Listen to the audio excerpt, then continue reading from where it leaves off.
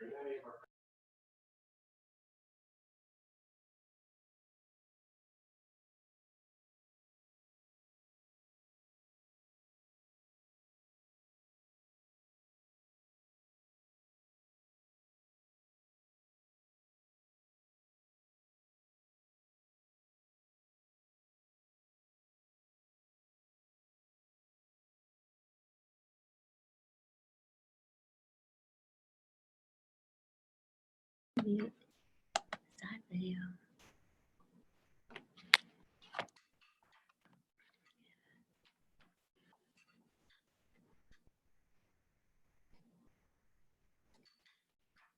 Hi, Christine. Hi, Lynn. How are you? Good. How are you? Good. That's good. What's happening? Oh, same old stuff. It's just a Right. different day, right? Right? But is it the same day? I don't know. Over and over and over Right, and over over and again. over again. Exactly. That's okay. How are you doing? I'm okay. I'm going to be taking some time off. I have a lot of time I have to use or I'll lose it. So Good. Yeah, use it. yeah. So I'm going to be off quite a bit for the next month. Oh, I'm glad to hear that. Are you off next week? Yes. Oh, that's wonderful. Yes. How about you? No, I mean, I'm working, but my job is so flexible and I'm working from home and everything. So it's very nice. manageable. Yeah. How's the courtroom at home? Zoom court is really fun. Zoom court's fun. Zoom court's fun. I wear leggings and a blazer. Oh, Because yes. you can see me from here up. Yeah. There's Meredith. I love Meredith. Hi, Meredith. Hello. Hello. I'm gonna run and get my headphones because my kids were in the other room. Hold on. Yeah, I'll be I right got back. mine. Awesome. Thank you. But it's good. I have been, I've had to go actually into court a couple times, which has been a nice change of pace, although courts are not like the cleanest place in general. So it's not exactly where I want to be, but it's nice to get out, and back to life a little bit. Yeah, exactly. But I will say, like, the Zoom works really well for a lot of different things. It's really streamlined a lot. Yeah. So I kind of like it. I think there's a lot of things. PowerPoint isn't up yet. Hi, Jamie. Steve's diligently working on that right now. So maybe we can just go around and introduce ourselves because we have a couple of people on the call that haven't been with us before. So I'll start off. I'm Lynn Frano, and I'm the chairperson of the Braintree Community Partnership on Substance Use. Welcome, everyone. Meredith? Yep, I'm Meredith Berica. I am the town council representative on the community partnership and also a parent. Excellent. Mary? Hi, my name is Mary Kelleher, and I am the youth representative. So I'm just here to help you guys understand what's going on in kids my age and how we can help solve the issues. Thank you, Mary. And Derek? My name is Derek Top. I'm a stakeholder as a parent and a Braintree parent, and I work at Boston Medical Center as well. Thank you. Stormy? Hi, my name is Stormy. I am a resident and member of the partnership, but I also work closely with Lynn to do miscellaneous data, social media stuff. But I primarily work in the town of Milton as one of their project coordinators for their substance use prevention coalition. We're lucky to have you. Thank you. Robin? Hi, I'm Robin Houston Bean. I'm from the Sun Will Rise Foundation. We do education, prevention and awareness and grief support for anyone who's lost someone due to substance use. And I am a parent of. Thank you, Robin. Christine? I am a parent and lead stakeholder for the partnership. I have 2 children and I am an attorney. Awesome. Thank you, Chris. Hi, everybody. This is my first time on. My name is Chris Dolly. I work for the Norfolk County Sheriff's Office as the Director of Education and Programs. So all the self-help and everything that we try and help our population with kind of falls under my little umbrella and my little corner of the world there.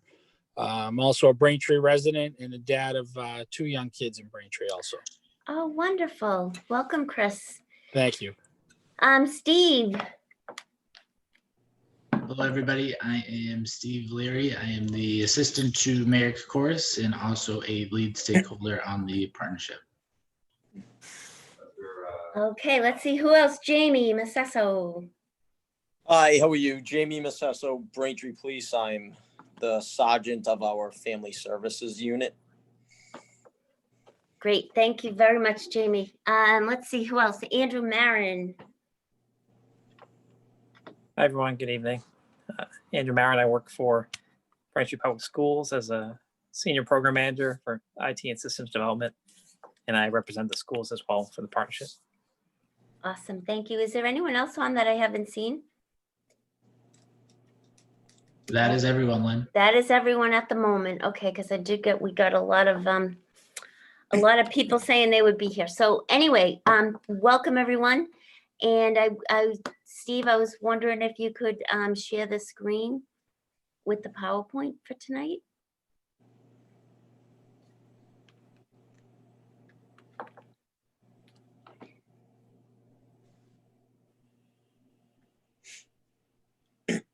There you are.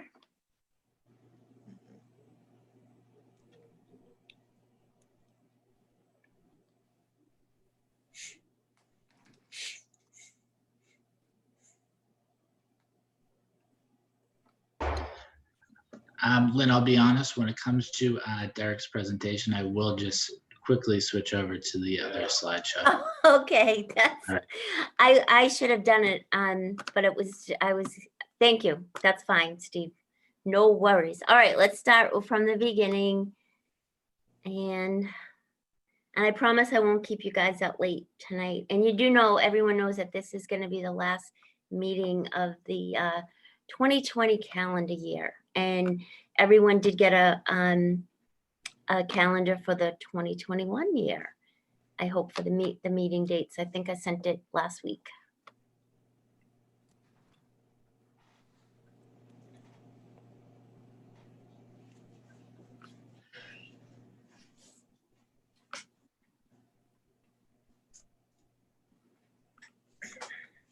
How you doing with it, Steve? Do you need help?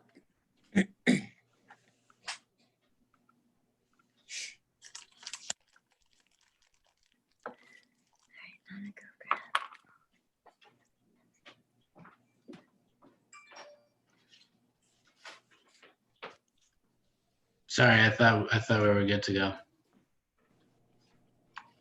I think Lynn will want you to present it from the full screen. Okay.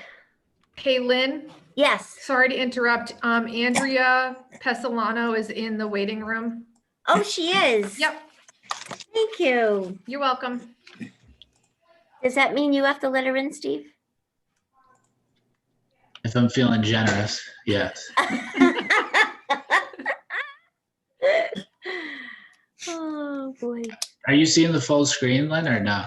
Yeah, how's Oh. everyone doing? Okay. Yeah. Okay. Yeah. And the next slides, by the way, we're seeing as well. So Okay. is Andrea in? She is coming in now. Okay. So you just let me know when you want to move to the next slide, Lynn. Okay. Well, first of all, I want to welcome Andrea. Is Andrea, are you with us? I am, for as long as I can be. We're still debating the state budget right now, so I'm probably going to be switching between the two screens, but I was really interested in hearing about the meth use that I know is part of the agenda tonight. Great. Thank you so much. Thank you for being here and for joining us. So welcome, everyone. We're going to move on to the next slide, which should be who's in the room. And I'm not sure that everyone, I put people that said they were going to be here on the slide. So next slide, Steve. Thank you. So tonight's agenda, we're not going to approve minutes because we haven't got them yet. But the first item on the agenda is going to be the opioid project update. So if we can move to the next slide, we'll have Robin Houston. We don't have to approve the minutes, sorry. And move to the very next slide. And then Robin, I'm going to welcome Robin Houston Bean to speak. Thank you, Robin. Thanks, Lynn. The project went very well. It was a really nice day. If people remember, the Opioid Project is a thing that is trying to change perceptions through art and storytelling. So they've had a number of groups that get together. They get to make art, humanizing the person that had the addiction that they've lost, or they've done it for first responders, or people that still have people in active addiction right now. And then they go off to the side and in a quiet space get asked a few questions about the person. And then the art and the audio is paired together. And these are taken around in different communities for art shows. It's been up at the State House and in a number of different communities. And you get to look at the art. You type in a number into your phone and you can hear that person talking about their art and the person that, it involves. And there's also a little blurb about the art. So I really wanted to try to bring it to kids because it hadn't been something that had been done before.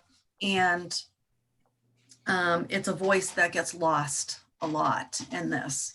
And there's a lot of programs out there for people that are dealing with grief, but not for kids. So I wanted to give them the opportunity. So we did learn a few lessons because we lost a few kids that day that were supposed to show up. And the reason was like, the parent called and they were too anxious to come, or it was just, they didn't want to think about it today and whatever. So we've got a new plan. We're going to do it again. They have graciously offered to come back and give us another try so we can bring them we're going to probably gather the group on Zoom first so we can build relationships first and then go and meet in person. And I think that will help a lot. So, excellent idea. Yeah. I mean, it was still a fabulous day. And I wanted to share one of these pictures that was made that day. This is by Cameron. Cameron is 12 and lost her mom. She's being raised by her grandmother. And, they're free to just kind of free draw what they want, or they could bring things that reminded them of the person or memories that they had. And Cameron always said that her mother said, when you look up at the stars, you'll always know I'm near you. So to paint something that had to do with stars, and the rainbows always make her happy. She was very anxious coming in, and it took her mom to like walk her into the building and stay with her for a minute. But she was, okay when she got there. And I wanted to just read a little email that the mom had sent to me as a follow-up. And she said, I wanted to take a moment to thank you for allowing Cameron to share her story. She seemed to have gained a sense of confidence that I haven't seen very much in her. And that was a great thing to me. She didn't seem anxious at all when she walked out. I don't know if you allow double dipping, but if you can, Cam would love to do this again. I've spoken of the need for support groups meant specifically for children of addiction, and this is the closest that I have found. Cameron can't wait to get a copy of her picture to hang on her wall. So that is just, it touched my heart. I was really happy that Cameron was able to talk a little bit about it and with some peers that were her age.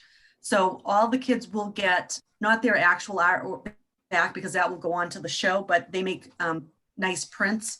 And once those are done, then I get to deliver them to the kids. So it was a very successful day. I can't wait to do part 2 of that. And I thank the partnership, MAPC, and everyone that was involved in helping this to be done in Braintree. Thank you, Robin. Robin, quick question. When is the show at the State House? The show was at the State House before of some of these. The Traveling Art Show, because of COVID, is kind of on hold. So okay. People put them out places. I'm going to let Lynn know their schedule and where they'll be. Great. Thank you. Thank you. Thank you so much, Robin. What a great opportunity. And there is so few things available to young people who have lost parents. And so it was very, very nice. Thank you so much. Does anyone have any questions or anything they'd like to share with Robin or anyone else? Okay, thank you. Beautiful artwork, Cameron. I love it. Okay, so let's go on to the next slide, Steve. And we're going to talk about methamphetamine. So if we, are you going to switch over the slides? Thank you. And then Derek, you'll be up. And I just want you guys to know that I was, Robin and I were on a call yesterday at actual training with other folks from BMC, specifically on methamphetamines. It was, and I can share some information with you at a later date, but. Oh, cool. Was that the OBAT group, the OBAT teaching? Yes. Is it Jason or Justin Alves? Justin, yeah. Justin. Yeah. And I don't work with him too much, but some of that team I do. Yeah, Cavuto was, I forget her first name, but her last name was Cavuto. They did a great job. It was really, it was good. Yeah. So is the idea I just say next slide when I need to move on? Is that? Yes, poor Steve. He's. I know. I know. I feel bad. Okay. Don't feel actually, bad. They actually use this graph in that slideshow. So what I thought, it was just maybe for context first. So in addition to my role here as a Braintree resident and parent, what drew me to the partnership and why I came initially was because I work in the field. I work at Boston Medical Center as part of the Catalyst program. We're the youth and young adult program at Boston Medical Center. So, you know, Lynn asked me from time to time to kind of present some stuff of what we're seeing in some education. So, you know, this is slides. They're pretty, you know, basic kind of overview of the drug, and then kind of a case discussion, but feel free to ask questions anytime.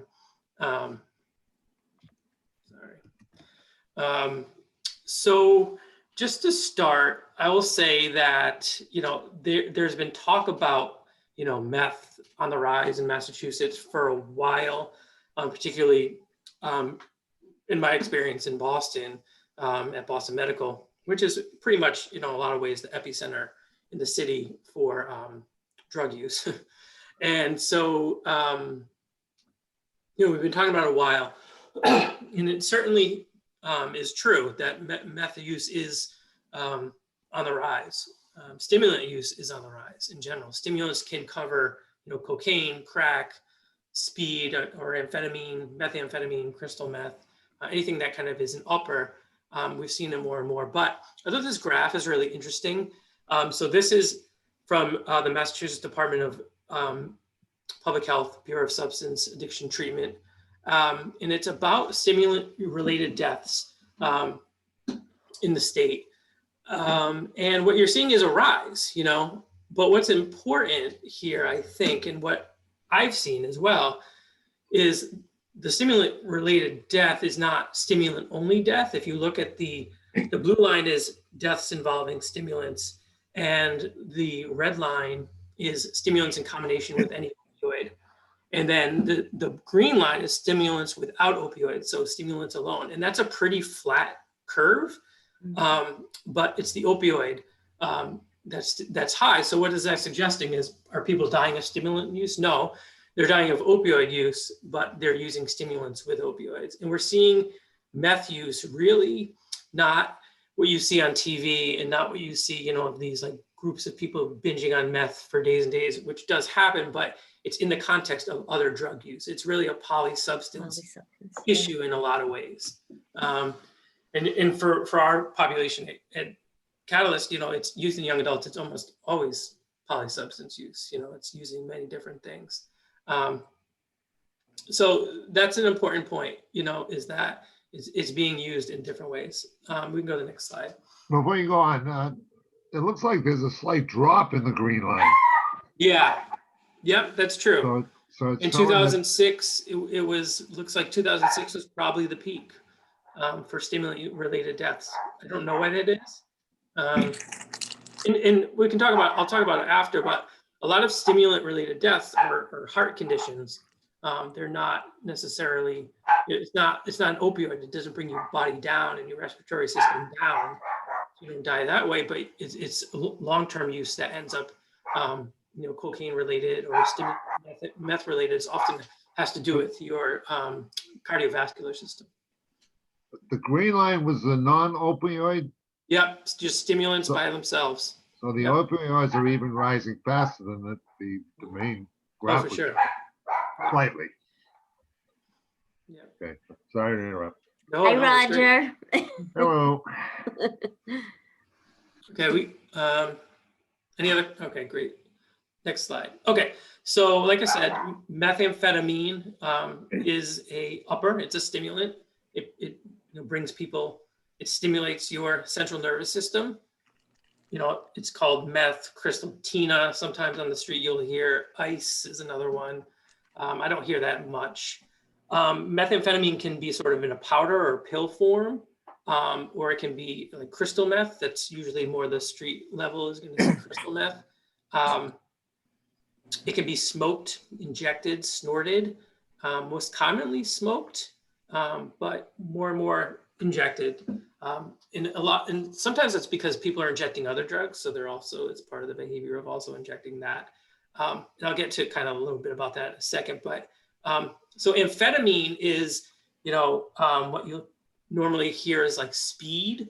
Methamphetamine is chemically, the structure is a little different. It's basically in that structure, what makes the brain pick it up a lot faster. So it activates the brain a lot more than an amphetamine. So it's a bigger rush and you're higher for longer. And so it also works like cocaine does in that it releases dopamine, which is, the pleasure chemical in your brain, and activates the reward center. It acts like cocaine because it blocks the reuptake of dopamine. So there's more dopamine flooding your system. But also, unlike cocaine, it actually releases dopamine. So it's doing two things. It's releasing more dopamine, and then it's not allowing that dopamine to, normally your brain kind of balances itself and that dopamine will kind of go away basically in your brain and in your blood. So then you're doubling it up. So you're getting more and more dopamine. So that's where that activation is that much more. And one thing about the route of injection is, the route of use, if it's smoked, it gets in your body quick, but if it's injected, it gets really quick. So if you inject meth into your body, then it really is a really, really big rush. Next slide. So, I always try to think about, when I think about our patients, when I talk to our patients, I really want to think about what is that drug doing for that person? Why would they use that? What do they get out of it? So, we'll often ask that question. And this is kind of what I've learned from our patients basically, is there's initially this really rush, people talk about cocaine like that, like you get a real rush in that, and real like feeling of energy, euphoria. And so that's the initial, when you inject or snort or smoke methamphetamine, you're getting that feeling. So you're increasing, your blood pressure goes up, your heart rate goes up. And unlike cocaine, it's, I kind of mentioned this already, but it's a bit of a longer rush. So it's that much better for people. That high is that much better for people. Like I said, the mode of ingestion matters. And then it's the feeling, kind of this long-term high that you get with it, which is that feeling of euphoria, while not necessarily a rush, but it is sustained for a longer period of time, especially than something like cocaine or speed. You're going to get that period, a lot longer period of time. The other thing people really like about it is this kind of, you get this extreme confidence and extreme alertness and feel like you can kind of do anything. People stay up for days or can stay up a long time. Increased sexual activity happens a lot. And so what that suggests too is that there's a lot of opportunity for harm reduction and for, thinking about how we make sure that, sexually transmitted diseases, even unintended pregnancy, things like that are avoided as best as we can. And another thing is, because I said before that it's used sort of with other drugs. So, someone may be using an opioid and there might be in the morning or, whenever they're using the opioid to avoid feeling dope sick, but then they want to be up the rest of the day, or they want to be, out and about doing what they're doing, or they want to feel something else, then, that's when you might want to use an upper. So then you get crystal meth, which has this long period of a high, and then you can kind of manage the ups and downs of the day. So we do see some of that people are kind of using it to kind of manage their day, and it kind of makes sense in some ways. Any questions about that? Okay. Next slide, thanks. So what are the short-term effects? So like I said, it increases your blood pressure and the heart rate. It dehydrates people. People get really dehydrated really fast. And a lot of times, if someone is using meth, they're forgetting to do other things. So they're not drinking and not eating. It also has kind of methamphetamine is basically, the diet pills and things like that often have some kind of methamphetamine derivative. Ephedra was the big thing, where people use that, and that's basically methamphetamine. So it stops, it inhibits your desire really to eat. Hyperactivity, a lot of activity, a lot of moving around, a lot of just hyper. Mania, so sort of like bipolar mania, the ups and downs, imbalance. Delusions, not just sort of thinking, or delusions and hallucinations. And some of that comes with, I see a lot of, or hear about people with auditory hallucinations, hearing voices or hearing, it kind of associates with the next piece of paranoia, of this, paranoid, increased anxiety, and delusional thoughts, and then delusions of grandeur, like delusions of that overconfidence that you can do anything. So there's that idea as well.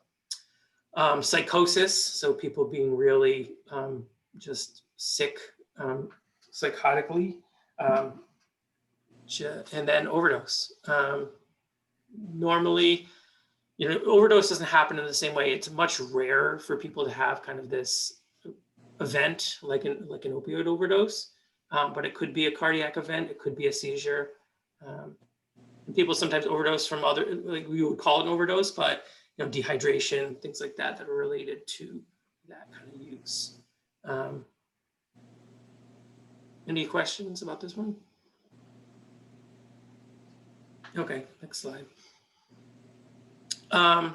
And then the long-term effects, that some of that psychosis and paranoia can manifest in a long-term way, where it doesn't really go away.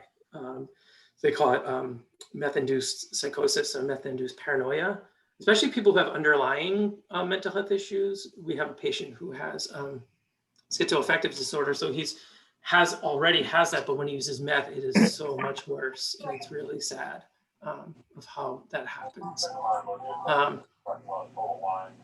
Anxiety, depression, like a lot of drugs, I think it really, especially when you stop using it, your body kind of counteracts and you get a lot of anxiety, a lot of depression can happen, maybe together, maybe separate. Dental issues, which you see a lot of, the pictures, which I think can be stigmatizing, those pictures, of people like the before and after, of someone on meth, and but dental issues, they'll come from neglect of, if someone is using drugs a lot, they're going to necessarily neglect their health, but also most stimulants do kind of your body tenses up, so you get a lot of teeth grinding, a lot of clenched jaw, so there are dental issues with that as well. HIV and Hep C outbreaks are, I kind of mentioned that briefly before. Unprotected sex, but also injection use. So if people are injecting like any other drug, you're going to have that risk of sharing needles and possibly transmitting HIV, Hep C, and of course, other, for the unprotected sex piece, other, sexually transmitted infections could happen as well. Nutritional issues, certainly in weight loss. Like I said, was or still is marketed as a weight loss drug, but also nutritional issues from neglect and things like that. Chronic insomnia, so periods of wakefulness, of course, you're going to mess with your system of your sleep. And so methamphetamine was invented by the Japanese in World War II and used by soldiers as a way to stay awake all the time. And then it was also used by American soldiers in the European forces, and it became kind of something people use as a way to stay awake during war. It's just kind of interesting. So obviously sleep and staying awake is part of what it does, but then when you use it for a long period of time, your sleep is going to be really, really poor. The other thing with the insomnia piece is a lot of the anxiety, the paranoia, the mental health effects are related to not sleeping. You really need sleep to have good mental health, obviously. So those periods of wakefulness and then sleeping, when you crash, when you withdraw from methamphetamine, you can sometimes sleep for a long period of time, up to days. So that's obviously not healthy, and you can mess up your circadian cycle. Seizures can happen from long-term use. Cardiovascular disease, heart, high blood pressure, your stimulants, so they increase your blood pressure, increase your heart rate over long periods of time. That's going to wear on your cardiovascular system. So that can become a problem for people, long-term use of stimulants. Brain damage, it does kill neurons and damage neural pathways. The other thing with crystal meth is there's lots of different, when people make crystal meth, there's all kinds of things that are put into it. And so a lot of those things are toxic. A lot of those things are chemicals and things, household items, things like that, that you would not ingest. So, you're gonna more and more likely, you could suffer brain damage. And then of course, addiction. I mean, it's not everyone who uses methamphetamine. People use it recreationally. Not everyone becomes addicted to meth. People use it. It can be a club drug. People use it, and people don't become addicted, but some people do. And addiction is certainly something that can happen. How are these effects affected by after you say stop using? Yeah. So it depends how long you use. Like, a lot of these chronic things, if you have cardiovascular issues, it's like any other cardiovascular disease from, diet or lack of exercise. You still have to maintain, medical care and make sure you're addressing it. Things like anxiety, same thing with anxiety and depression. I think they need to be treated, and you can get past it. One of the famous studies that's often showed with the brain, when it shows, that you see this brain that's the normal non-using brain, then the brain that's the addicted brain. It's actually a brain, and it shows all the pictures. I think I've showed it before, maybe. If not, I can send it around. But it shows the brain sort of post 1 month abstinence from methamphetamine, and then it shows it like, I want to say 2 years later. And it shows that the brain does bounce back, maybe not fully, but it bounces back in some way. So that's to show that, you might damage some neurons, you might, your neural pathways may not be the same, but the brain adapts, and, you're able to kind of move past what you're doing, and your brain can rebound, and then you'll rebound, obviously, and that's recovery. Yep. Derek, and maybe Robin can just chime in here. We were on that call yesterday with people from BMC, and one of the things that they were saying was that it really stays with you, stays in your system for a good long time. Like, so with opioids, we know that people start to feel dope sick, pretty quickly, because it's there and then it goes away. And but with meth, I thought this is what I heard someone say yesterday, Robin, was that that people can use on the weekends and really not you know, recreational use on the weekends and never really kind of crash or come down from it. And that full withdrawal can take sometimes up to like a year, 8 to 12 months to actually withdraw from frequent use. Is that accurate, Derek? Is that, I mean, Yeah. this is, Yeah. yeah. Yep. So it looks very different than opioids. Yeah, exactly. That's a big piece. That it's even the use, like you said, it's not, the dependence is different, you know, I mean, cocaine's like that, you know, the dependence is just different. People, the dope, yeah, there's not really that. I think for a lot of people, they, even some of our patients, they don't use it every day. You know, they don't, even patients who, even kids or young people who are, you know, smoking weed and maybe every day, or maybe someone's doing opioids every day. Maybe they're not using meth every day as part of that, and they don't feel the need to. The danger comes in, you know, well, one is, I think what scares people is just the behavior more than anything.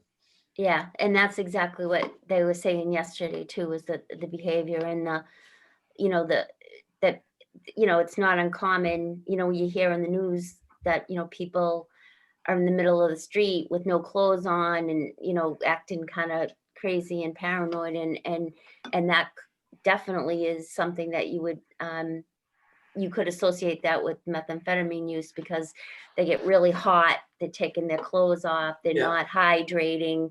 And there's that mental health piece, there's that paranoia and all that kind of stuff. So anyways, it just it presents very differently. But here it seems like it's, and it, correct me if I'm wrong, Derek, but I guess there's a couple of things I'm concerned about. So we're seeing it in people who have opioid use disorder. So they're using it, you know, polysubstance use. But so I guess what I'm worried about or concerned about is, you know, when I think about young people years, you know, 15 years ago, when young people were using pills like pain pills, and then they eventually the cost and there wasn't ease of access any longer. They're more difficult to get, and so they transitioned to heroin. But I don't like, how are we seeing anyone? I know Adderall use is up with youth. You know, in youth health, youth risk behavior surveys across the state and maybe in the country. And I don't know, are people using Adderall and other kinds of drugs and then moving on to meth, or is it primarily in the opioid using community? Like, I guess I'm just don't So, know. I don't know what the data says or what the research says. Yeah. I haven't seen that really in what we see, because I think, I just don't think, I think the jump's just not there. It's not, the dependence piece is a big part of it. So you're not dependent on Adderall in the same way. So crystal meth is definitely cheaper than buying Adderall. Although most people probably aren't necessarily buying it, they're using people's prescriptions. I mean, they're buying it to some degree, but I don't think, like, you don't get sort of what you just said, like the narrative with opioids is you're dependent and then you need it. So then you switch because it's cheaper, because you need it. And I don't know if we see that transition. And actually, we have a patient, it's not meth, but who used cocaine, and but he has ADHD. And when they treated his ADHD with Adderall, the cocaine use went way down. So in a way, he was, you know, sort of, he was some self-medicating, you know. So, but I don't think that's necessarily like the rule, that people are like self-medicating with crystal meth, you know, because they have ADHD or something like that. And opioids too, like anxiety. I mean, social anxiety is certainly something meth could be helpful for, but like, I think in party drug, it's like party drug or something like that. So people might use it as like same way maybe alcohol. But like opioids and even marijuana, I think just like that mental health piece, that anxiety, how well it really helps with that. I just feel like that's such a link, you know. Anyway, that's just my like, anecdotal feeling. I don't know what the data suggests, but it doesn't feel like that's true in the same way, at least as dramatically, that we saw with opioids. Thank you. Robin, do you have anything you want to add from yesterday or that Well, you think you know what? significant? Yeah, the one thing that I was really taken with that I really hadn't thought about when they talked about the young boys who are experimenting with, you know, their homosexuality or and going on Grindr and meeting, Yes. you know, 20 somethings, and then the meth is part of that culture. So, you know, that's a way for us to try to do some prevention work, is to reach out to the LGBTQ, you know, community, the younger community, and make sure that they know how dangerous mixing that with sex can be. And they're saying that people, I mean, what I heard yesterday was that it's that community that there's a lot of sexual assault. Yep. Yeah, so. Yeah, in fact, so I think Justin actually is from Fenway Health. And so Fenway Health sort of has become a beacon of knowledge with methamphetamine because they treat a lot of people in the LGBTQ community. So, and have for years. So they really understand the drug and how to work with it. So I think there's a lot to be learned from that community as people have already worked with it, in addition to reaching out and making sure that people are safe. And often, you know, with young people, they're not, you know, open about their sexuality or comfortable being open about their sexuality yet. So a lot of it is hidden. And so, you know, you really have to be careful how you approach it. That's a great point. Yeah, absolutely. Thank you. Yep. Next slide.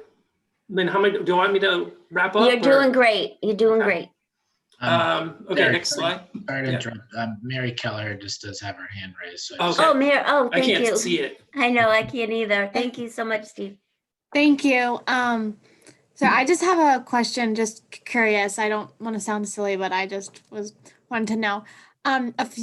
Like on your second slide, you had said that when people are on meth and on their high, they often forget to like drink and eat. Do you think that if they did not forget to do that, it would get out of their system? Like if they did drink and eat, it would get out of their system quicker. Like, you know, drunk people are always like, drink water, try to flush it out. Like, is it the same with meth or no? I don't think so. I don't know for sure. I don't think so. I think it's more about, you know, being hydrated. You may have better, not necessarily get it out of your system, but you just may feel better. You know, it's kind of simple, but Thank being you. hydrated. Yep. Good question, Mary. Yep. Okay. Yeah, next slide, if no one has any questions. So treatment, you know, there's no FDA approved pharmacological treatments right now. There are some people using different things. I've even heard of people using naltrexone, so Vivitrol, or trying to use it for it. I don't know how effective it's been. So there's not a lot right now that comes from that in terms of using medication to treat it. In the emergency department, often in the emergency department, if someone comes in either crashing or in withdrawal or in severe, even in this kind of a severe psychotic episode or really paranoid, they'll be treated with a benzodiazepine, so like a Ativan or Xanax or something. And then if that doesn't really work, they can go to the kind of next level of using an antipsychotic. And those aren't long-term treatments. Those are in the moment treatments to calm the person down. There's behavioral treatments too. More often will be used cognitive behavioral therapy, which is a evidence-based therapy for a lot of things, depression, anxiety, substance use. And that is really kind of using problem solving and using very structured therapeutic sessions to talk about use and explore behavior around use and in ways to avoid it.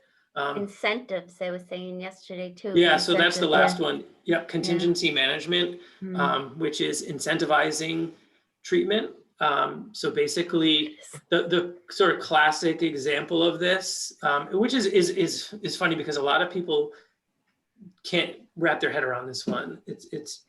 So the idea is if people show up to treatment and they have, often it's a urine toxic screen. So it's, you do a urine test, and if you don't have methamphetamine in your urine, then you get a prize basically. Or most commonly it's you get a draw from a fishbowl or something, and you get an opportunity. Say the fishbowl is filled with like all these little cards, and most of them will say like good job, and then some of them will have like you win a gift card or something like that. So it incentivizes treatment. It's what you do with little kids. It's, people like rewards more than they like punishment. I think that's, classic behavior. And so this idea is you do that contingency management piece. You can also incentivize anything. You can incentivize attending groups. You can incentivize going to therapy. We're actually going to try to do this, I think, soon. We've tried it before, but hopefully we will try this again. And the issue with it, of course, is that when you take the incentive away, it just stops working. So you have to do it for long enough where they're starting to see some benefits that they might want to keep without it, or they're getting healthy enough that some of these health problems or some of these mental health issues are starting to kind of dissipate, and maybe you can try something else. But that's the idea. It's a little, and the evidence is really good, which would make sense, but can be a little controversial for some people. Like, why would you pay people to get sober? But we won't go into that conversation just now. The matrix model is often another really evidence-based model, used a lot. I know so Vancouver, British Columbia has a lot of similar issue with opioid and methamphetamine used together, and has used the matrix model a lot. I know some people in Vancouver at St. Paul's Hospital, who are using that very successfully. You need people trained in it, and that's often the hard part, is getting the training and the supervision to really know how to do it. So it's an investment for treatment programs to be able to do this. So Derek, you did mention, you talked about people turning up at the emergency departments and stuff. I think yesterday what I was thinking a lot about was how, when people were first presenting with opioid use disorder and the stigma and not knowing what to do and all that kind of stuff, we saw that go on for a number of years. I know with the Graken Foundation and all, and all the work that BMC is doing over at South Shore Hospital in particular, I wonder if there's going to be any training and stuff for emergency department staff, or just even the nurses in general. I used to do some training with the nurses over there when I was with another coalition. I don't know what's going on. I'm just curious about it. What your thoughts are on that? Yeah, I mean, I hope so. I haven't heard necessarily of talk directly. Even first responders, I think, would be really helpful to understand this, because it's so different and presents in ways that probably are very scary for anybody. So yeah, hopefully that's something that's kind of on the horizon. I would hope. We'll touch on that a little bit in the case that I have at the end, but which is coming up in a second. But yeah, it felt like, Robin, yesterday, I felt like there was a lot of, I think Justin talked about a lot of the issues and the problems, but I didn't hear a lot of solutions. And I was, do you feel that way? I just think that we have to be thinking about, if there's going to be a rise, with the rise and everything, if there's, how it can help emergency departments and that kind of thing to help manage people, because we will see it. You're seeing it in Boston right now, and we will see more of it on the South Shore, I'm sure. Yeah, exactly. And I think too, you want to get it before it happens, Exactly. Yep. Thank you. Sorry about that. No problem. Next slide.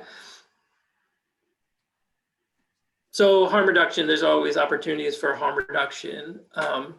the two main ones, it's not so much harm reduction, but for people who are in this situation, a lot of times of kind of overuse of methamphetamine and even having a really tough episode of whether it is, paranoia, sleep and hydration. It's simple, but it's go to a dark room and sleep and get hydrated and eat something eventually. So there's two kind of basic ideas. Safe injections applies, the same stuff that applies for opioid use if you're injecting applies for methamphetamine, and safe sex practices. If it does, like we talked about, the increased sexual activity, and often there's opportunity to stop in both cases, safe injection and safe sex to stop Hep C, HIV, or any other things. Okay, any questions on that? Okay. You good, Roger? All right, so I figured I would give you a little case or just example of how this is actually the first time I saw one of our patients coming down off of meth. So this is a 20-year-old homeless male. He's actually from the South Shore originally, lives in Boston for the most part right now. He comes to the emergency department. So what often happens is if someone young calls the emergency department, we'll get paged. So we'll come, someone from our team will come, and this happened to be me this day. I actually knew him a little bit before. He was our patient, but kind of having trouble sticking with anything. And so we just kind of did a lot of outreach, would meet him out wherever and kind of just support him and try to keep him engaged. So he had a history of opioid use disorder. Psychiatrist that we worked with was treating him for anxiety disorder. He first started using opioids at 17. His first drug use was at 12. He was smoking marijuana. Family history, mom and his brother, both with opioid use disorder. So he presents to the ED with really agitated, paranoid. He wants to detox. He's getting aggressive. So no one knows what to do with him.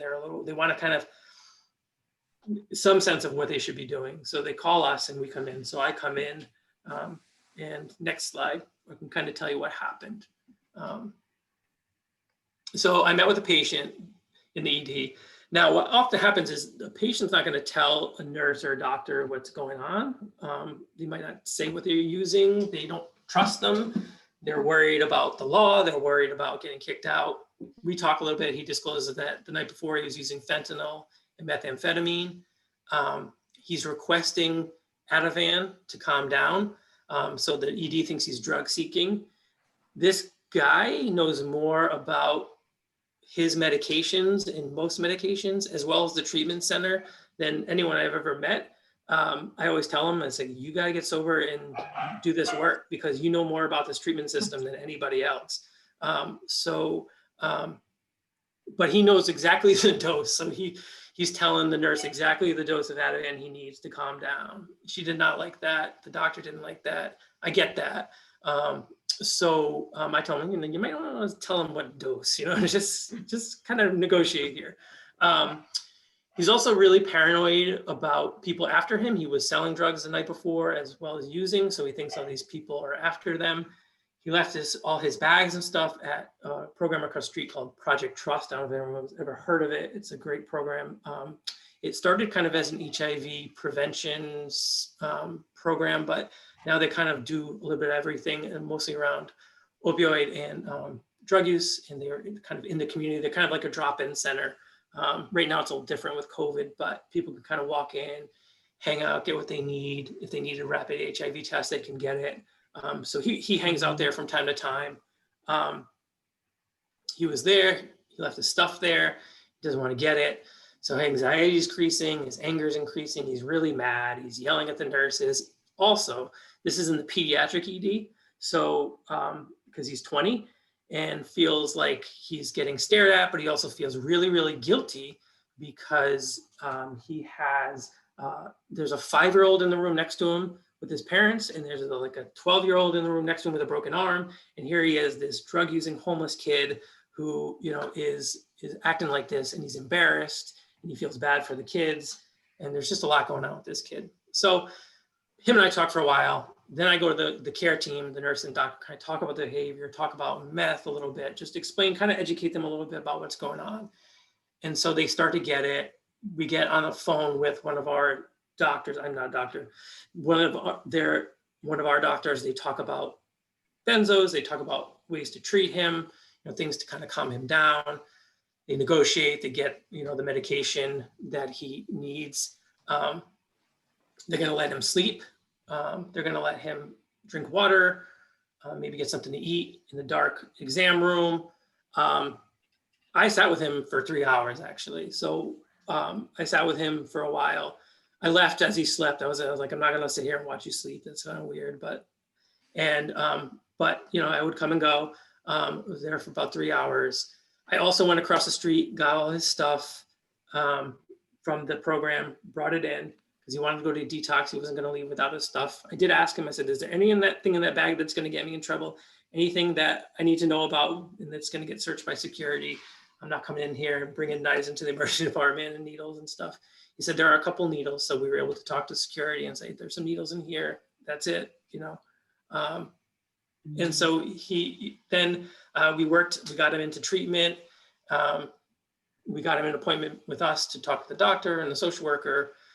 And the reason I'm kind of illustrating this case is not because to tell you all the wonderful things we did, although I do like to talk about that, but I think it's that, we're trying to meet this patient where they're at. And if you think about the kind of the effects and all the things I was talking about, we're really trying to address those things in a way that it's not just about, you need help and you need treatment, but how do we kind of meet you so you're feeling like you're being taken care of?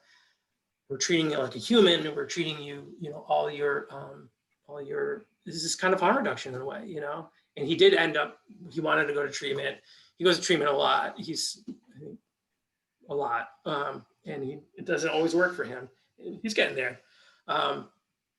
So that's it. That's the case. But I just want to kind of illustrate some of the pieces of, we address the anxiety. We try to make sure that the care team knew, about what he was going through, and that this is a little different, like you said, Lynn, than you might be used to seeing, especially in a pediatric ED, which is 21 and under.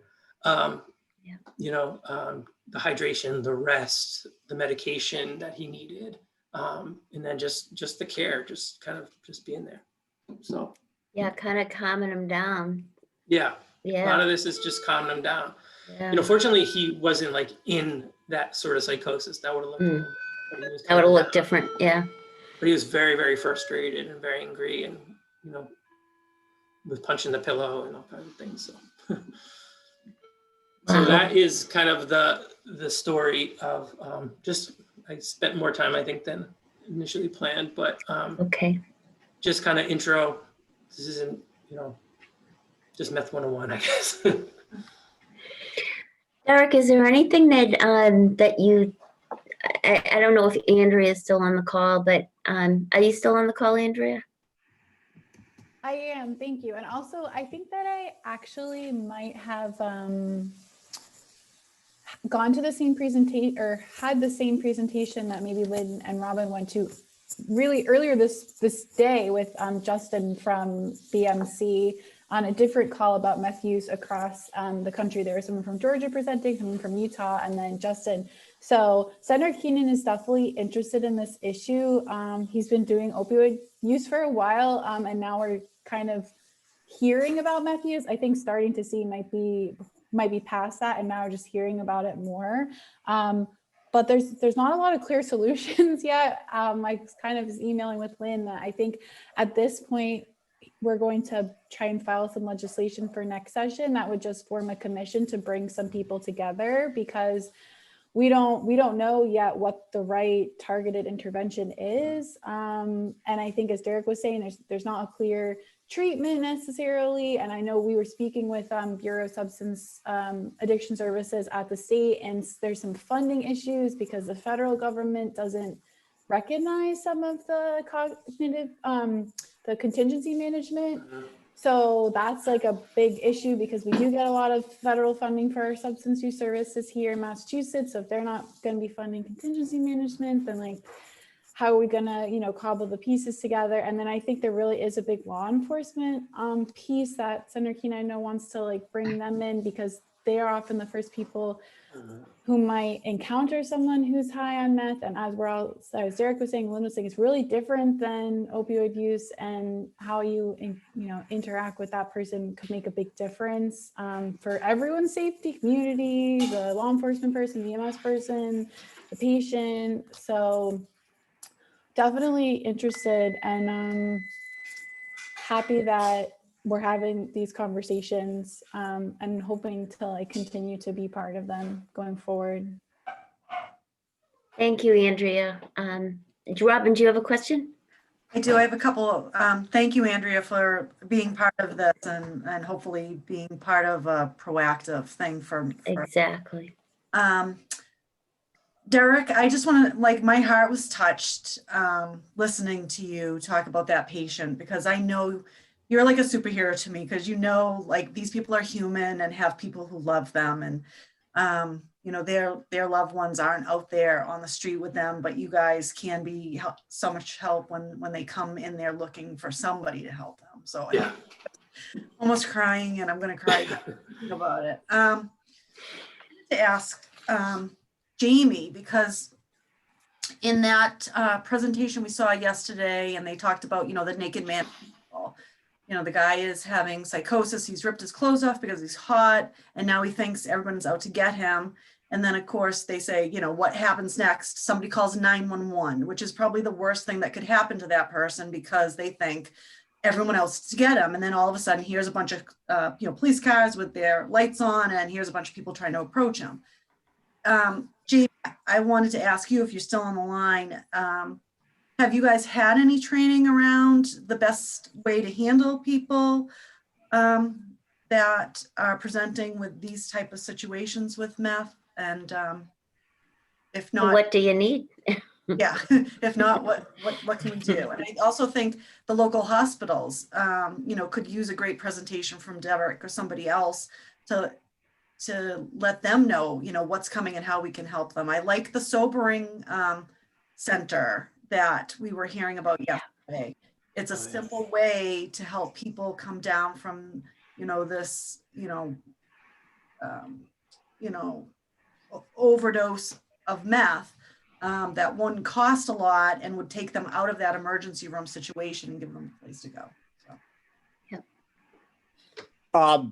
We go through in my unit alone. We run a program at CI. It's called CIT training, crisis intervention training.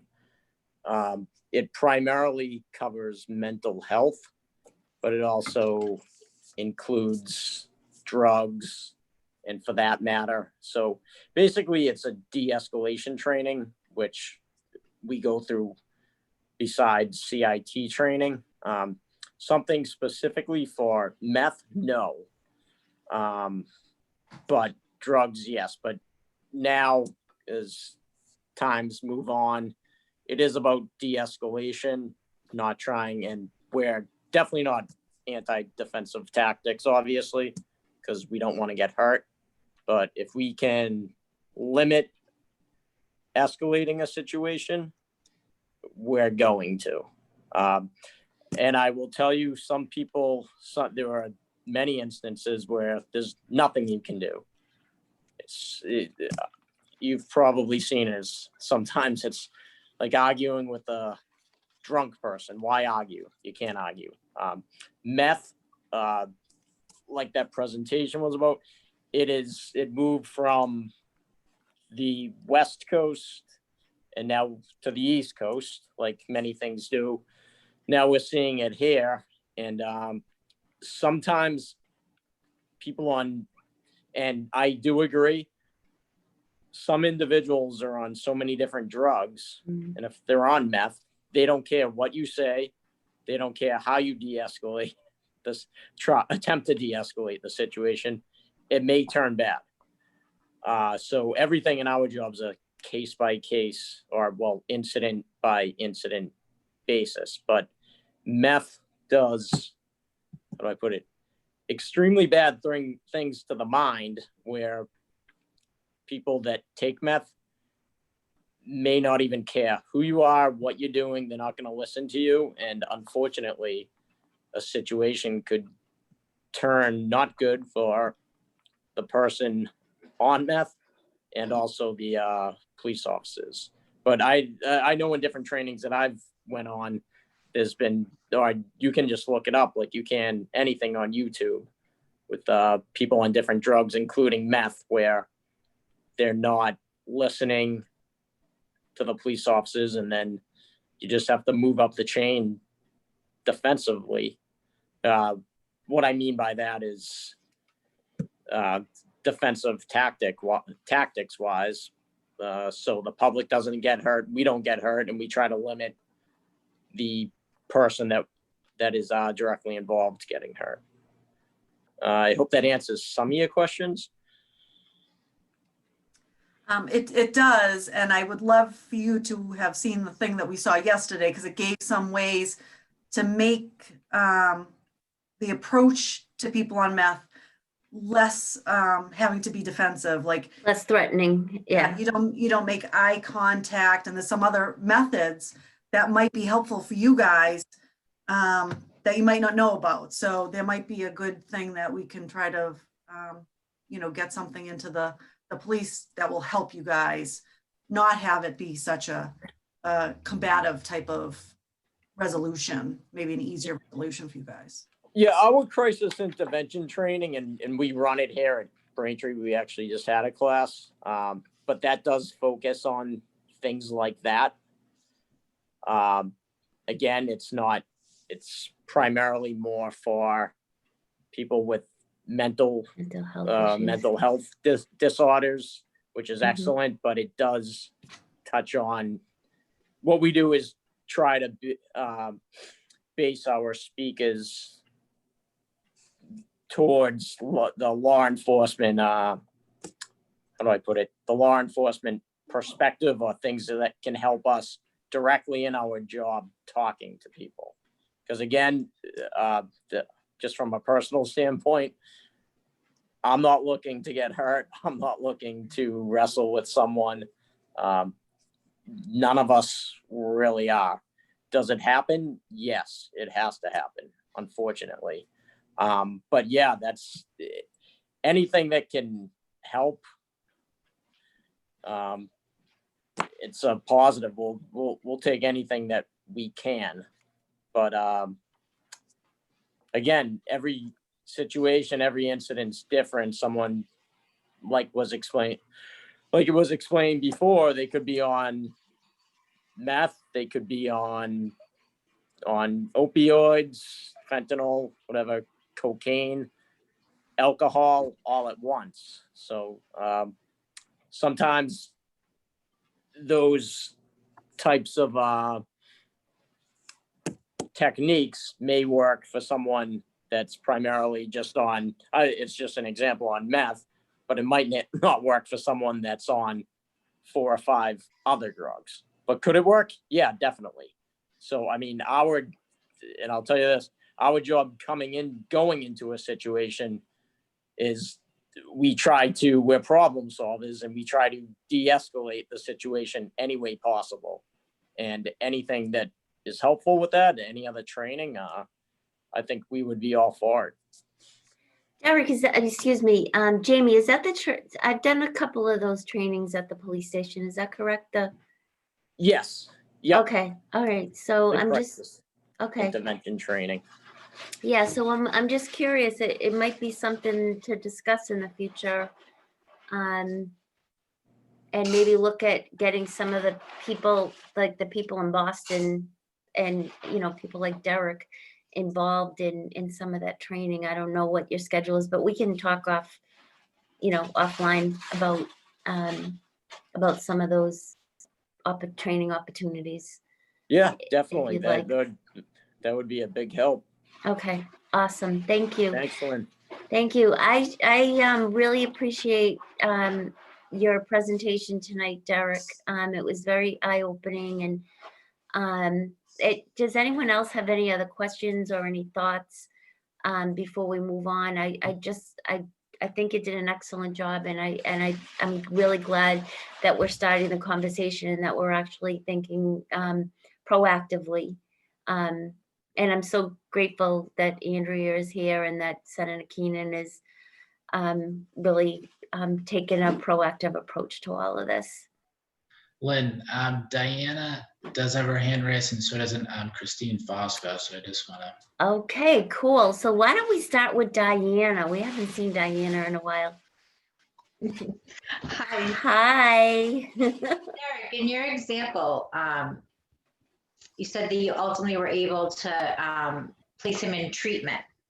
So my question, I know I've seen individuals not be able to get a detox bed for being positive for like cocaine only. So do you see that there's trouble getting a detox bed if it's positive for meth only, and are there institutions around that? Yes. Or? No, well, so he was he wanted to detox from opioids, this particular case. So he was using, he's primarily an opioid user and started using meth. He smokes crack at times. Those are really in benzos. So he was getting detox from the fentanyl. Yeah, we don't really have a workaround for that is an issue of where do you send someone if they want to stop using. That's been true, as you know, like with cocaine, crack, everything. It's a lot harder to treat. Yeah, they used to, in the emergency department. I'm not going to say that. Forget it. Nothing. Thank you. Yep. Thank you, Diana. Christine, your question. Thank you, Derek. I want to say thank you. That was wonderful, really informative and very timely. I know firsthand from working with clients in court who tell me what they use, that over the past year I've been surprised how often I'm hearing meth come up. And actually last week I had a client who had some meth related behavior, wound up arrested. And I just wanted to comment on a couple things. One, to Jamie's point, like when the police are responding to these things, like my client took all his clothes off in the middle of Boston Bowl. So Jamie or one of his counterparts responds to that. And you got to arrest that guy, notwithstanding the fact that he's clearly going through like a drug or mental health crisis. So I think that a lot of these cases present as very difficult to pinpoint exactly what the issue is, especially in the beginning. But more importantly, Andrea, for any programs for awareness initiatives for police or members of the community, if you could contemplate including court staff in that, like corrections officers and court officers, especially because they're often dealing with these people right after the police get them. And in my experience, the behavior is so different than, a typical other drug uses and stuff that, although a lot of them are very good, some of them just don't really recognize some of the symptoms and recognize how to deal with it. So including, I think, court officers in those kinds of trainings would be very helpful. Thank you. Thank you so much, Christine. Thank you. Andrea, still there. Hope you're taking good notes. Yeah, I am. I think that's a great suggestion. And too. really the idea would be just to like bring everyone to the table, because we don't have, there's really hard, difficult situations to work with. So what is the best training for law enforcement? And we need to get it to law enforcement because they're on the front lines. And then, Derek's talking about we can't get everyone into treatment. So at this point, we're thinking like convening people is probably like kind of what we're doing tonight, is probably the first step, because we don't really have much else. But if anyone else has suggestions afterwards or otherwise, I think I have, I can send my email to Lynn, or Lynn has my email to send to the group or in the minutes or what have you, because it's something that Senator Keenan definitely wants to move forward with next year. Great. And I will send the group your email, Andrea, because sometimes I send it out, the meeting stuff out on blind CC, so you won't have like a list of 100 people. So I will send that to people. Thank you. Lynn, It's Jamie. Yes. Can I just make one more point on what Sure, Christine said? of course. Just from a law enforcement perspective. Yep. Unfortunately, what else? The other thing that makes it extremely difficult for us, like she said, talking about the man naked in the street. When we respond to a call,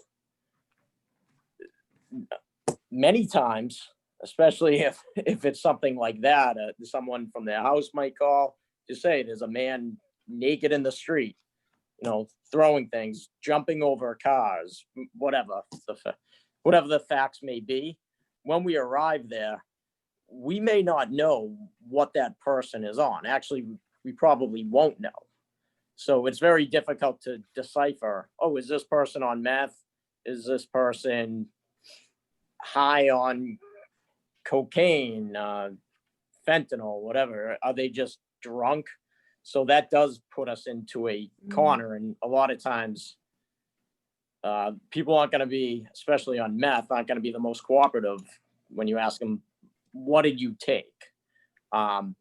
That's why I believe that our de-escalation training as a whole, just trying to de-escalate situations, is the best approach that we can take. But that would be great if we knew someone, oh, they're on meth. These are the steps that we could take. But that would be very helpful if, say, a parent calls, oh, and we go to a domestic, oh, my son's out of control. Okay, what did he take?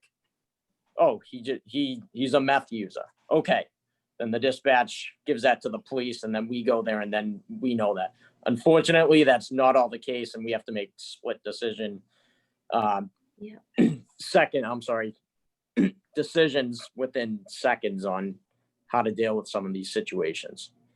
That's why If it's that also makes any important. It's also important, I think, to know, like, to be able to recognize signs and symptoms, and I think that's important with any drug use when you're intervening in wherever you are, whether you're at your emergency department person or a first responder. Yes, I can't imagine that it would be easy, Jamie. You got a very difficult job. But thank you all for this wonderful conversation, and we got a lot to think about and a lot of work to do ahead of us. And I think training is probably going to be key in a lot of places. So anyway, thank you, Derek.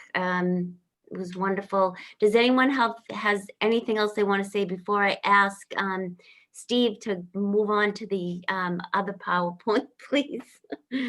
Lynn, Marianne has her hand raised. Marianne has her hand raised. Hi. Thank you. Hi, Marianne. Can you hear me? Yes. Okay. I just a quick thing. I was thinking about that recovery coach training that they are offering, and that might be something that, I mean, I know it's not directed to meth, but it does address a lot of things, because I went through it, and it does help with resource availability and stuff like that. So I think it would be a great thing for some of the police officers, to go through, and whoever. But from experience, I know not so much meth, but it is horrendous feeling, and you are not the person you are. And it's scary because it's like an out of body experience, and you don't know how to get out of it. And you can take Ativan, and you can take alcohol. And that's what I did to try to get out of it. And then it's very, very difficult. And I pray for people that have to go through it. It's just, I'm so glad it's being addressed, and thank you. Thank you. And I'm sorry for being late. No, and thank you for sharing. And so I think what Marianne's talking about is Jamie and the outreach team, or your family services unit, is working with Police Assisted Addiction Recovery Initiative. They are going to be doing holding a 4-day training at Town Hall on, December 14th through 14, 15, 16, and 17. 17th, yes. Yep. Yeah, and so far, I did schedule the Cahill Auditorium for that, and I did send out some information. So if anyone is interested in that, so far we can be indoors with a group of 25. So I love the fact that that people are looking for training in police officers. I think anyone can benefit from this training. So I agree. Yeah, we're gonna, and we've had, me personally and the chief have had, and Lynn, obviously, have had numerous meetings with Ally from PARI, and we are gonna try to get a few police officers in that training, or as many as we can. yeah, that'll be perfect. And it's a lot because it is 4 days in a row, full days. So, and is Chris Dolly still on the call? Yes, yes, I am. Okay, Chris, and you know that you can have 2 slots from that training, correct? That's great. We're very excited about it, Okay. actually. Okay, good. All right. Thank you, Lynn. Awesome. You're welcome. All right. So I think we're gonna move on. Thank you so much, everyone. Great, great conversation and great information. Thank you, Derek. Oh, Brianna's here and Kathy. Okay, we'll go back to our PowerPoint. All right. So what's the next? Who comes after Derek? Training opportunities. So next slide. So here it is about the PARI initiative. So I'll just leave that up. People can take a look at it quickly. So I just want people to know that it's not recognized as a certified training in the state of Massachusetts. I believe that there are other courses that you have to take, ethics and those kinds of things to be ethics trainings and stuff like that. But I have more information about that if anyone is interested. So please just let me know, email me. What else we got there? Other training opportunities. Let's see, what's the next slide? Oh, Tuesday, November 17th. That was yesterday. And Robin and I attended that, which was great. And then BSAS is having a statewide substance use prevention virtual conference. Brianna, you're on, correct?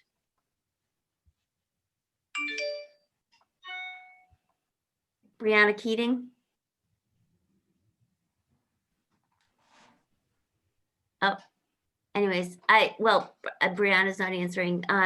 But this is something, if it's something that you're interested in, please let me know. We have the MOPSI and SAPSI have a couple of slots available to people. So just let me know if it's something that you might be interested in, and we'll see how many people we can get in, because it's open to all of the MOPSI and SAPSI communities, I believe. Okay, what's next?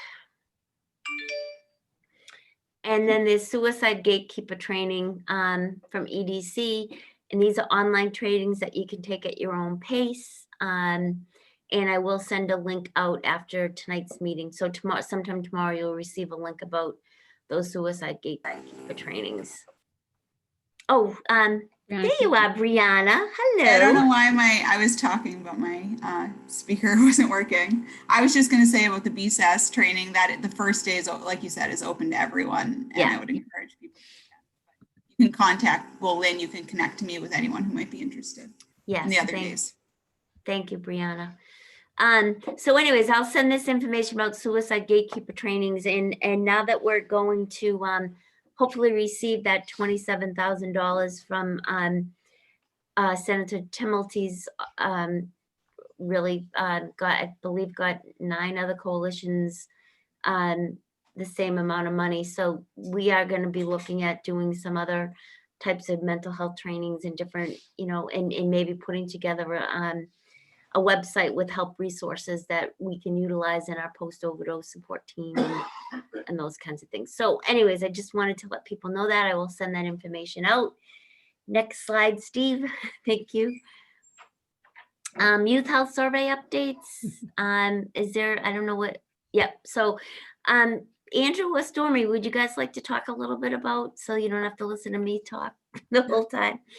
Sure, I can say a couple things. So Lynn and Andrew and I met, I think it was last week, to kind of go over the results that we have from the youth health survey. So we're planning to meet up with Bashi and some school leaders, like the principal, superintendent, assistant principal, Head of guidance.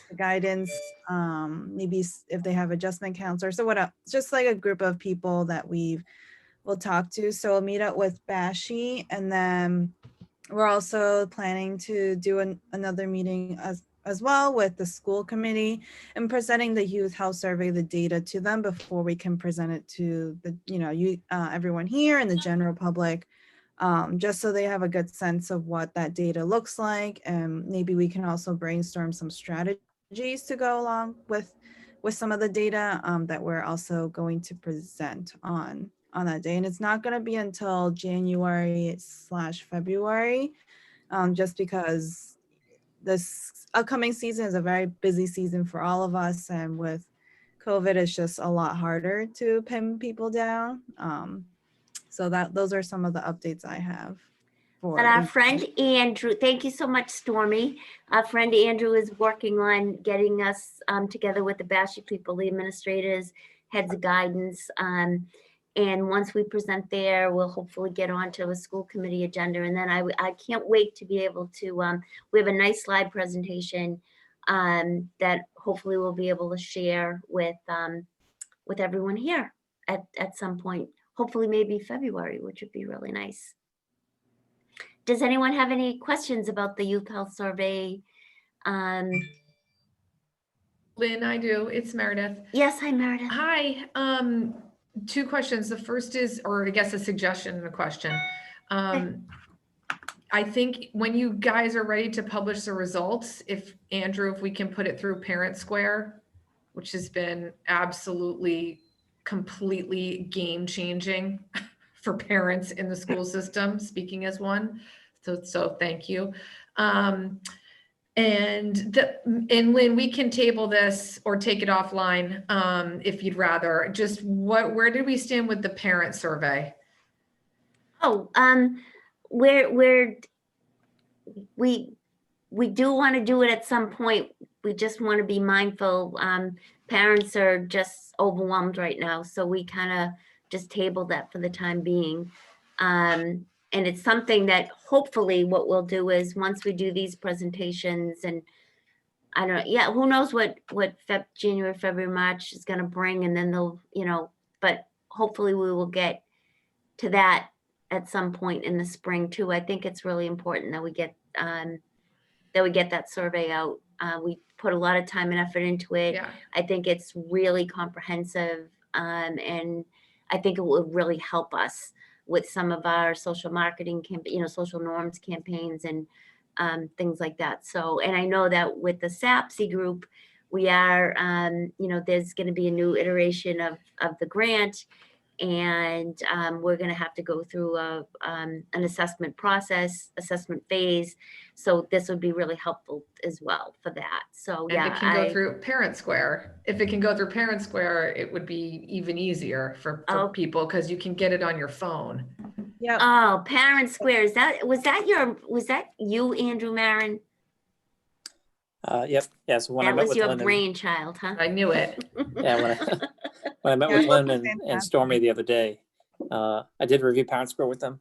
And so if they have the option of either we can provide a link, to Qualtrics, or we could embed the survey directly in Parent Square. So however they'd like to present it, we can do either. Great. And our Qualtrics, I'd like to get it done too, sooner than later, because Qualtrics, I think we have our contract with them is up like in June or something. So we might have to put a little bit of that $27,000 towards Qualtrics potentially. I'm not sure yet. But that's something I may put a little money aside. So anyway, thank you. Hi, Lynn. Sorry, Stormy and Andrew. Yeah, I have Mary, something I just want to add in. Yeah. So the youth health survey would be for high school kids. yeah, that was the survey that was taken in February. And you guys want to send another one out? No, what we want to do is do a parent survey. So we've also created a parent survey. So we want to be able to get the parent perspective on, as well as the youth perspective. Yeah, I Yeah. know you can put surveys on Parent Square, because just today in advisory, we all had to take a survey off of Student Square. So even if you guys can't post something on it, like Mr. Dellery or Dr. Scully could probably post it on Parent Square. Thank you. Thank you, Mary. Andrew? What do you want me to? I Yes, didn't know Mary. that's, you agreed? Yeah. Oh, yeah. So Mary, so I don't know. So I oversee the whole Parent Square program for the Yeah. district. And so we can post it on their behalf. And I work close there with Dr. Scully. And we can work with them to get it out there. So. Awesome. Thank you. Thank you, Mary. Thank you, Stormy. And thank you, Andrew. Any questions or anything anyone would like to add before we move on? Seeing none, let's move on. And it looks like we're going to have Brianna give us a little update about things happening with SAPSI and MOPSI. Sure. So our first big exciting news is that I just hired a new coordinator. So I'm overseeing all of the prevention programs at Bay State now. So I hired someone named Anna Collins. So she'll start coming to these meetings as well, starting, I guess, in the new year. And she'll be doing more of the day-to-day SAPSI and MOPSI coordination. So I'm really excited about that. We also, like Lynn said, we're applying for a new grant. So that grant application went in today. So that's also very exciting news. So hopefully we should get that, and then we'll be able to continue our regional prevention work. The other things I guess wanted to let people know is that at a cluster, a regional level, with all of the communities that work in the MOPSI, we are also trying to kind of stay up to date on what we're seeing around stimulant use. And this has become a topic that we're really trying to address at a cluster level as well. So just to know that we'll also be collaborating, I know, with you, Lynn, and seeing what we can do at a regional level. And then also with the mental health concerns that we're seeing now, I mean, that we always had, but just we're seeing a little bit more now due to COVID.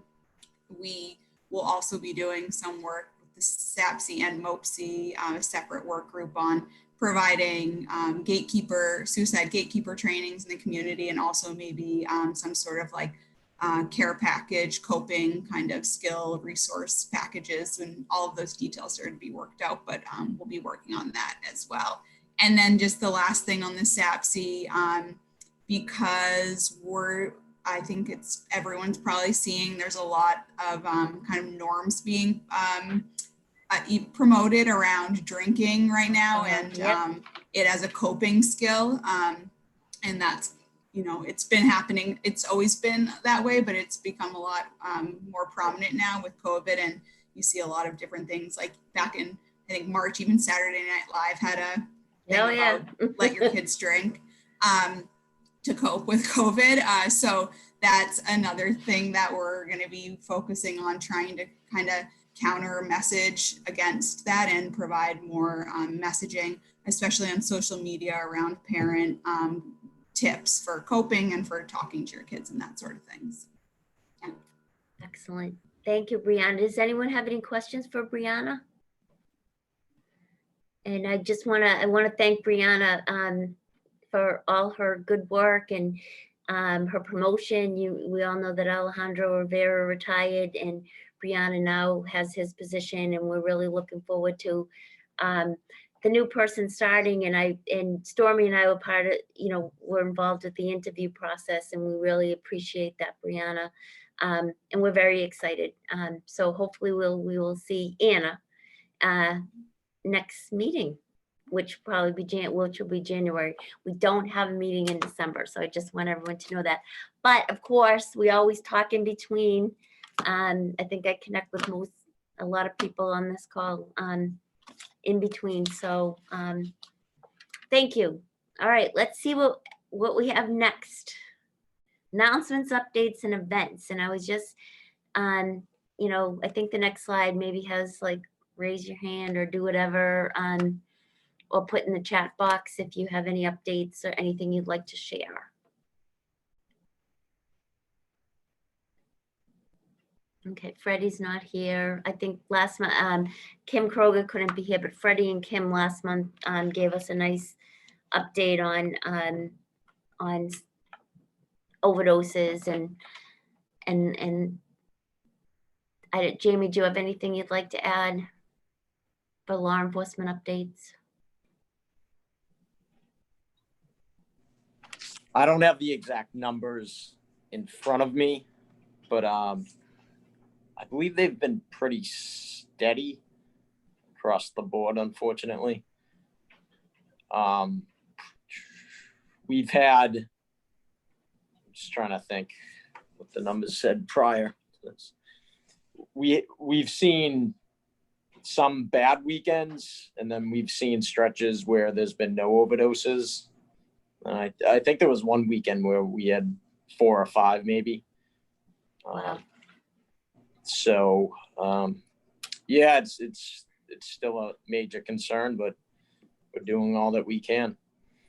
And I just want to say that you know, I know there's been some overdoses, and there was a fatal one recently at some of the hotels that are up in the Wood Road area. And I know this week, I believe it was this week or end of last week, Catherine Wirtz from Manet did go out with J. St. Ives. Yes. Yep. And talked with, I guess, gave some naloxone to 4 different managers or whatever, trained and gave naloxone to 4 different managers at 4 different hotels.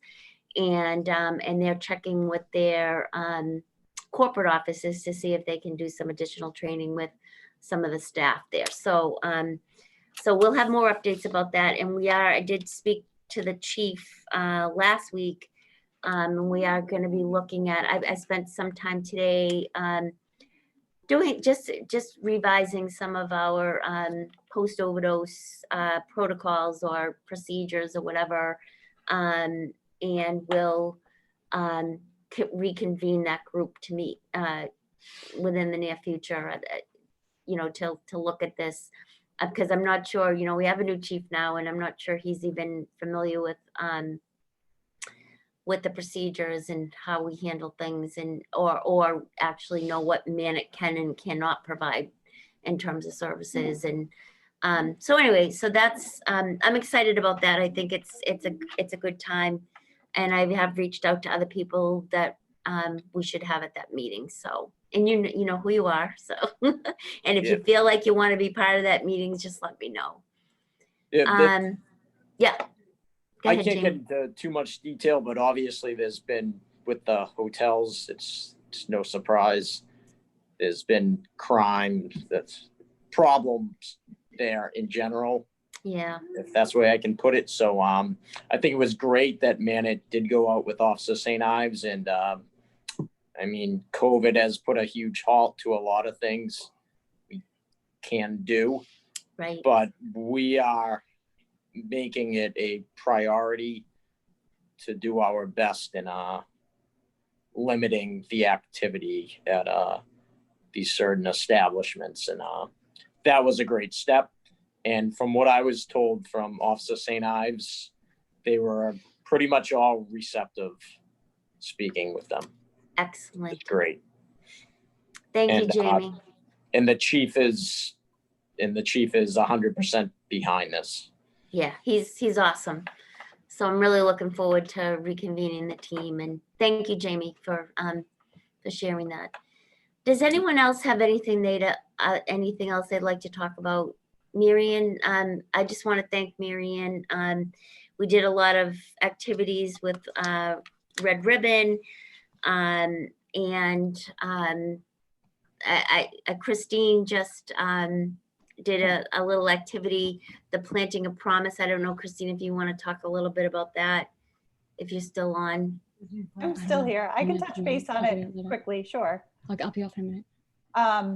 So thank you to Marianne, who really was the driving force behind all of this. Plan to Promise is something that Marianne learned about, gathered all the supplies for, did all the work for, and now I get to talk about it. So it was really all her. But I basically got my daughter and 2 of her friends, and we planted a ton of tulip bulbs around the recovery tree. And is it Recovery Rock? I don't know what that rock is actually called. Sure, Recovery Rock, I like that. So now there's Recovery gonna be Rock, I like like it. a whole recovery garden, and we made a little tiny fence. So if you're near Town Hall, just take a walk by it. Hopefully the tulips come up in the spring.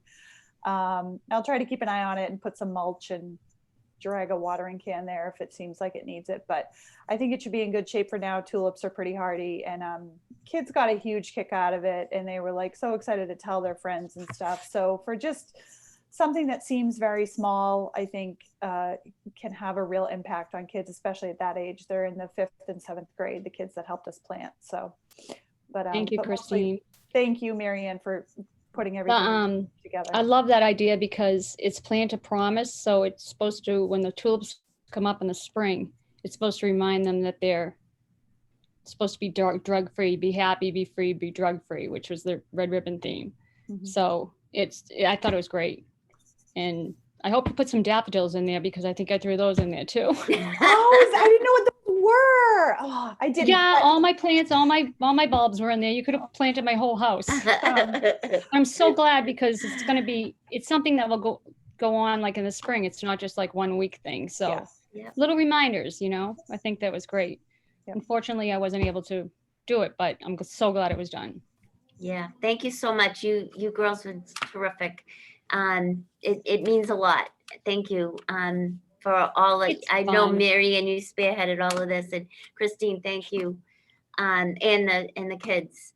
I just, go ahead. Braintree High did submit their picture this year. The Red Ribbon. The voting ended yesterday, and we've won the last 2 years in a row. So I'm not sure how we did yet. Oh, But I hope they didn't it's a announce big- they didn't even announce it at Bashy last week. That would have been a good place to. Yeah, I don't know why, but they won it, and it's $1,000 to the school from the DEA. We went last year, and Yeah. it was a big deal. So I'm hoping that they won. I don't know. Oh, I hope so too. Well, I just want you guys to know that I did hear from Elizabeth Strachan, the children's librarian, who I worked with last year during Red Ribbon Week, and we did the story time and all those things, all those programs that we ran. She is doing a program where they're putting craft activities together for kids so parents can come once a week and pick up a craft. So she asked if we would be willing to do December 16th, I believe it is. So we have the materials, so I'm just gonna put the Red Ribbon stuff together, and I just edited and gave them the link to the actual where I read the story and do the craft. So anyways, that we'll be doing that, which will be, just a little more exposure. And so anyways, I just wanted, to let you know about that. So, and thank you, Marianne, for all the work that you helped, because we have additional stuff that we can share with them. That was I left got more over. materials too when I was in the hospital. So Okay. All right. Does anyone else have anything they'd like to share? Okay. I guess not. So let's move on. Let's see what's on the next slide. A meeting calendar. So here it is. I did send it out to everyone in one of the emails. So this is what it looks like, and we'll have our Community Heroes Awards in September. I may have switched the October meeting brought it up a week, so it wouldn't be so close to October, November, get really close together like we just met 3 weeks ago.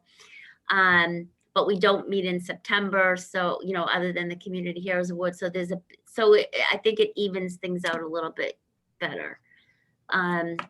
So anyways, every month I will be sending out, you know, the invitations again, with the Zoom links. We'll continue to do Zoom through 2021. Any questions?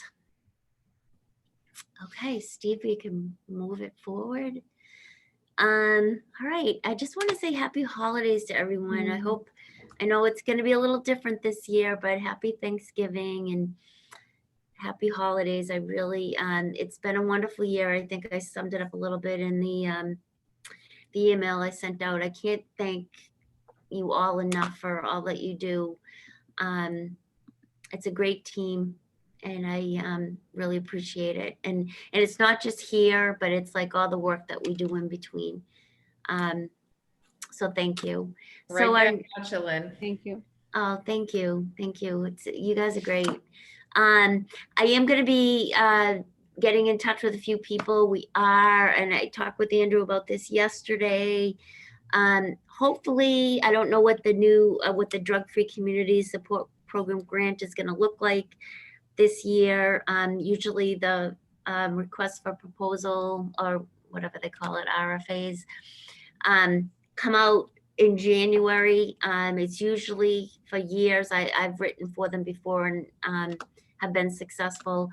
They usually are put out by the Substance Abuse and Mental Health Services Administration this year, which is a services administration. So this year, because it's prevention, it's primary prevention, it's youth prevention, it's going to be moved over to the CDC, Center for Disease Control. So I don't know what it's going to look like. I don't know how much it's going to change, but I hope that we can put something together. But we are down some lead stakeholders are looking for someone to represent healthcare, as Anita has moved to the Cape. We need a civic person, and I'm not actually sure on the top of my head, but in Mary, I'd love to have conversations with.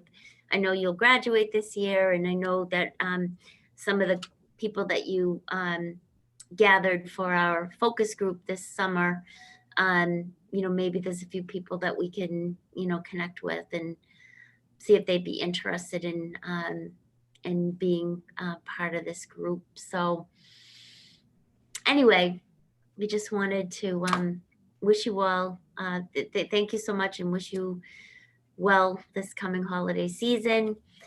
And let's see, next meeting, January 20th. Is 6 p.m. still working for people? Keep it at 6 instead of 6:30, because we don't have less travel time to get to these meetings. Does everyone feel okay about that? Or is that difficult if it's difficult for anyone, let me know. Yeah, it's I have tutoring until 6. You have tutoring until 6. Okay. Yeah. So I you know, just means I'll sign on Later. 5-10 minutes late. Okay. And that's okay, Roger. Yeah, I don't have much anyway, yeah. so. Okay. No, that's not true. I just wanted to see you, Roger. No beard. See, he's feeling useful again. That's Love it. right. Said as soon as I was useful, the tutoring is keeping me busy. That's awesome. All right, Diana, were there any action steps that you could think of? I didn't. Unfortunately, we're still thinking the meeting started at 6:30, so I joined in late.